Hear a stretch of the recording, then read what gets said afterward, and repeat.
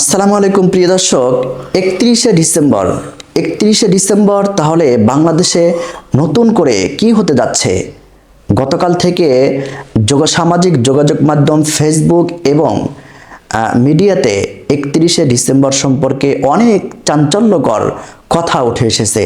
তাহলে প্রিয় দর্শক, অনেক সমন্বয়কদের পোস্ট থেকে আমরা অনুমান করতে যাচ্ছি যে অবশ্যই হয়তোবা 31শে ডিসেম্বর বাংলাদেশে একটা অন্যরকম ঘটনা ঘটতে যাচ্ছে।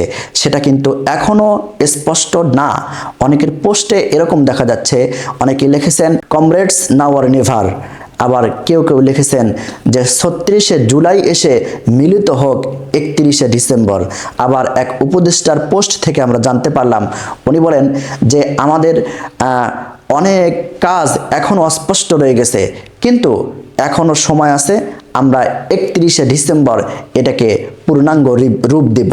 প্রিয় দর্শক, তাহলে অবশ্যই 31শে ডিসেম্বর কোনো না কোনো একটা ঘটনা কিন্তু ঘটতে যাচ্ছে। ইতিমধ্যে আমরা জানতে পেরেছি এক পোস্টের মাধ্যমে, সেটি সবার সামনে উপস্থাপন করছি। জুলাই আগস্টের গণ অভ্যুত্থানকে সমুন্নত রাখতে জুলাই বিপ্লবের ঘোষণাপত্র প্রকাশ করবে বৈষম্য বিরোধী ছাত্র আন্দোলন। আগামী 31শে ডিসেম্বর কেন্দ্রীয় শহীদ মিনারে এই ঘোষণাপত্র পাঠ করা হবে। সেদিন সব দলমত মানুষকে শহীদ মিনারে হাজির হওয়ার আহ্বান জানিয়েছেন বৈষম্য বিরোধী ছাত্ররা। সংশ্লিষ্টরা জানান, ঘোষণাপত্র পাঠের দিন শহীদ মিনারে বৈষম্য বিরোধী ছাত্র আন্দোলনের 158 জন সমন্বয়ক শপথ নেবেন।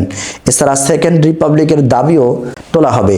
ঘোষণাপত্র প্রকাশের মাধ্যমে রাষ্ট্রের সর্বোচ্চ আইনে অন্তর্ভুক্ত করার মাধ্যমে আনুষ্ঠানিকভাবে এই অভ্যুত্থানের স্বীকৃতি চাওয়া হবে এবং আন্তর্জাতিকভাবেও স্বীকৃতি আদায় করা হবে। ছাত্র নেতারা জানান, অভ্যুত্থানের স্পিরিট জন আকাঙ্ক্ষার দালিলিক রূপ হিসাবে এই ঘোষণাপত্র তৈরি করা হয়েছে। এর মাধ্যমে একটি বৈষম্যহীন সমাজ গঠনের যে চেতনা, সেটিকে বাস্তবায়ন করার কথা ভাবছেন তারা। বৈষম্য বিরোধী ছাত্র আন্দোলনের মুখপাত্র উমামা ফাতেমা গণমাধ্যমকে বলেন, শেখ হাসিনার স্বৈরাচারী আমল থেকে কেন জুলাই বিপ্লবের রূপ নিল, কিভাবে নিল, 9 দফা থেকে 1 দফায় আমাদের কেন আসতে হলো, ছাত্র জনতার আকাঙ্ক্ষার কি রূপ ছিল, এসব বিষয় নিয়ে জুলাই বিপ্লবের ঘোষণা দেবে বৈষম্য বিরোধী ছাত্র আন্দোলন। এদিকে জাতীয় নাগরিক কমিটির সদস্য সচিব আখতার হোসেন বলেন, জুলাই বিপ্লবের ঘোষণাপত্রে ঐতিহাসিক ব্রিটিশ সময় থেকে বর্তমান সময়ের সব ইতিহাস আসবে এবং এতে জুলাই ছাত্র আন্দোলনের অভ্যুত্থান অন্তর্ভুক্ত হবে। প্রিয় দর্শক, এই যে অভ্যুত্থান এবং বৈষম্য বিরোধী ছাত্র আন্দোলনের বিগত কার্যক্রম, তাদের সকল কার্যক্রমের এক পূর্ণাঙ্গ রূপ নিতে যাচ্ছে এই 31শে ডিসেম্বর। প্রিয় দর্শক, 31শে ডিসেম্বর যদি ছাত্ররা একটা অন্যরকম ঘটনা ঘটিয়ে ফেলে, তাহলে আমরা বিশ্বাস করব হয়তোবা অবশ্যই হয়তো সেনাবাহিনীদের হাতে দেশ চলে যাওয়ার সম্ভাবনা থাকবে।